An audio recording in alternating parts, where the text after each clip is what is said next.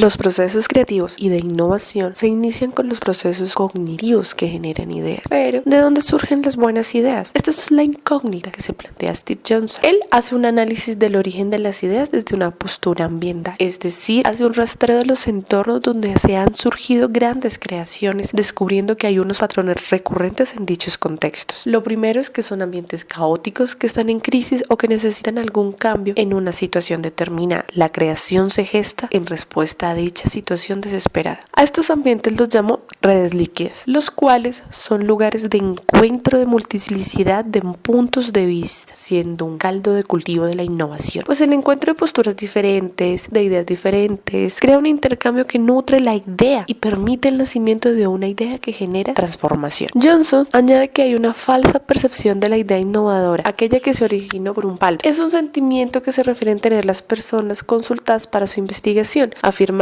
que el descubrimiento llegó a ellos por una corazonada o una revelación que les permitió desenredar el enigma que querían resolver. A este fenómeno lo llamo la corazonada lenta. Y es que si bien la idea surge a partir de una corazonada, realmente este es un planteamiento que se genera producto del entorno y que se cocina por un lapso prolongado hasta que se encuentra con otra corazonada y la idea finalmente estalla. Puede ser resuelta. Por esta razón, dice Johnson, los cafés, los salones literarios fueron lugares fundamentales para la creación, pues allí se reunían personas con el interés de intercambiar perspectivas y nutrirse esos pálpitos de sus pares. La hipótesis final defiende que el error es fundamental para la innovación, pues al ingresar en un terreno desconocido se requiere de la experimentación para avanzar y eso implica fallar para hallar el verdadero camino y así entender que las ideas no deben ser protegidas. Por el contrario, las ideas deben ser conectadas con otras ideas para fortalecerse entre sí, recurriendo en las leyes líquidas, es decir, que entre más variedad de pensamiento exista, más probabilidades hay de innovar. Un ejemplo de redes líquidas es la experiencia de John Bachman, un agente literario que le abrió un espacio a la tercera cultura. Esta da la oportunidad a pensadores empíricos para escribir sus ideas de manera que se conozcan otras posturas frente a las maneras en que se observa el mundo. En la introducción de su libro, Este libro le hará más inteligente, Bachman narra que funda el Club de la Realidad, espacio en el cual se reunían diferentes personas que se preocupaban por explorar diferentes posturas científicas. En 1997 se lanza el Club de la Realidad a la web con el nombre de EICO, una revista virtual que se ocupa de reunir diferentes posturas en torno a un debate especulativo de diversas áreas de conocimiento como la biología, genética, psicología, entre otras. La intención de su revista es motivar a que las personas investigadoras contemplen diferentes perspectivas y se permitan plantearse interrogantes que de no participar en dicho espacio no hubieran imaginado plantearse, siendo esto un planteamiento fundamental para la observación del mundo con enfoques diferentes para la comprensión de la realidad. Pero la comprensión de la realidad y el esfuerzo por sistematizar las ideas es lo que precisamente inhibe los procesos de creatividad. La humanidad, en el esfuerzo a hacer innovación constante, ha hecho de ella una fórmula mágica, un paso a paso que suprimió lo esencial. La creación no es un proceso, pero ciertamente sí depende de la capacidad de las personas a desarrollar conocimiento y aprendizaje, tema del cual la psicóloga del desarrollo Alison Gopin ha enfocado su trabajo. Ella afirma que la creatividad se debe a la posibilidad de explorar los entornos y no dedicarse a una sola actividad. La creatividad depende de los procesos cognitivos que se inician en la infancia. La mente en la infancia, afirma Gopin, tiene la capacidad de hacer cálculos complejos, similares a las de las computadoras modernas y sin embargo no tiene una estructura completa. Niños y niñas aprenden el funcionamiento del mundo mediante el juego, pues este les permite hacer una serie de experimentos que les permiten analizar las difíciles formas de interacción en la cotidianidad y por lo tanto la infancia es la mejor etapa para la creatividad. Pese a que las personas adultas añoran y se desvían por generar esos procesos de creatividad, se empeñan en estructurar la mente de los niños y las niñas con incontenibles currículum que no le permite desarrollar su mente automáticamente. Es un esfuerzo titánico de la sociedad para que los niños y las niñas piensen como adultos. Gopin inicia por describir que este fenómeno inicia al interior de las familias. La preocupación por la crianza preocupa a padres y madres, pues su interés primordial es que el niño crezca para convertirse en una buena versión del adulto y se refiere a él como un parenting. El parenting es una palabra que señala la manera correcta de ser padre o madre. Es una tendencia que le indica a las familias el cómo deben criar a sus hijos, de manera tal que el cuidado de las hijas e hijos se convierte en un trabajo no remunerado, angustiante y sin recompensa. Así afirma Gopin que en los primeros 20 años no tendrá la certeza de si lo que hizo fue un buen trabajo o no. La idea de parenting es tan seductora que parece incontrovertible y particularmente en los sectores de clase media es donde más acogida tiene. La madre y el padre se convierten en carpinteros padres que moldean a sus hijos e hijas a modo de producto. El resultado final debe ser obtener un tipo de persona en específico, aquella que la sociedad espera, poniendo en una diatriba a las madres, sobre todo aquellas que manifiestan la preocupación y toman acción al respecto. Sin embargo, los padres que se envuelven allí sin que en la mayoría de los casos se manifieste abiertamente, quienes entran en conflicto por dividirse entre la crianza o sus carreras profesionales generan dolor y ambivalencia, situación que en muchos casos termina por doblegar a la madre en su preocupación por formar hacia un buen futuro adulto. Es entonces cuando las familias intuyen que tanto hay de rudimentario en el parenting, hay un sentimiento de estar equivocado. Sin embargo, este no se cuestiona. Esta forma de cuidado para la infancia es la preferida para las empresas, pues obtienen los empleados que necesitan. Por lo tanto, desde la perspectiva de Goffin, tanto filosófico, político, psicológico y personal, el parenting es un completo fracaso y dificulta la vida de los padres, madres, niños y niños, pues generan los padres y madres sentimientos de culpa y paradojas. Un ejemplo de ello es la preocupación constante porque los niños y niñas no hacen suficiente en el colegio y sin embargo les preocupa profundamente la presión bajo la cual están sometidos. De este modo, nace la preocupación fundamental para la infancia. ¿Vale la pena pasar por este sufrimiento para crear hijos e hijas? Ciertamente esta pregunta no le corresponde solo a las personas de manera individualmente o a la biología. Es una pregunta que le compete tanto a la política como a la sociedad, pues el parenting no responde solo a las maneras de plantear o actuar frente a la infancia, sino tras ella. Hay una forma de pensamiento frente al desarrollo de niños y niñas. Así, pese a que como otras instituciones sociales, la crianza y los cuidados de la infancia han evolucionado, las personas siguen considerando a niños y niñas adultos incompletos. El que los niños y niños jueguen desorden, indaguen, incomoda a los padres y madres que se esmeran por mantener un orden en sus hogares, pasando por alto que de estas experiencias depende que los niños y niñas construyan su psique, desarrollando su creatividad y la capacidad de aprendizaje. Dicha incomodidad genera que las personas solo se esfuercen por enseñar al niño a comportarse y pensar como adulto, sometiendo interminables